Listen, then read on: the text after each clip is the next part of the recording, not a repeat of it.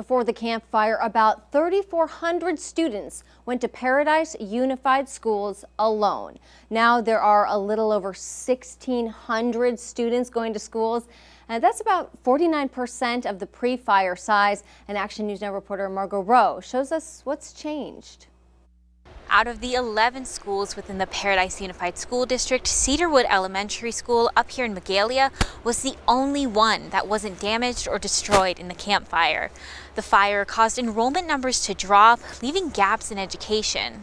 Now, 5 years later, the school district is entering an era of hope, growth, and resiliency. In fact, we're really happy with the enrollment we're seeing.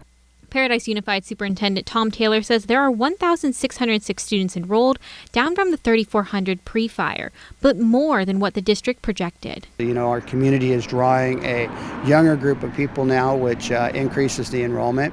They do like the new schools, and they're very confident in our school system. We've also done more marketing than I've ever seen over the last probably 15 years prior to after the fire. Staff says there are still struggles when it comes to navigating school from a mental health and an academic standpoint, but they're making it work. We have had some of the most comprehensive services, the psychological services, counseling that, for teachers and for students that I have ever seen at any school I've worked at. Our community was surviving, and there wasn't a lot of learning going on right then besides how to survive and those skills that we needed to survive. And then we went to striving, and we were starting to get our momentum, and now we're moving into this thriving era. The majority of students that I spoke with tell me the biggest struggle they faced after the fire: moving around from school to school, many starting off in Chico or in Durham. Well, it was hard because I went to a bunch of different schools, so it was hard to catch up on all the work and stuff.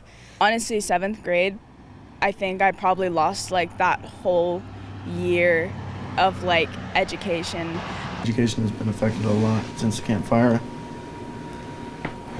In a lot of ways, socially, mentally, physically.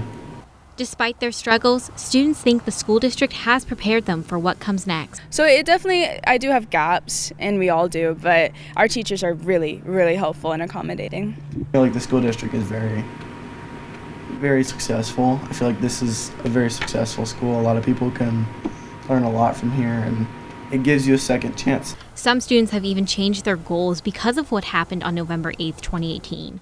Annie here wants to pursue filmmaking and wants to tell stories about human struggles and resiliency. Devin is looking at a career in wildfire firefighting. What was on my mind for a while was dropping out and just working a store job. But I want to graduate. I want to work for that kind of field.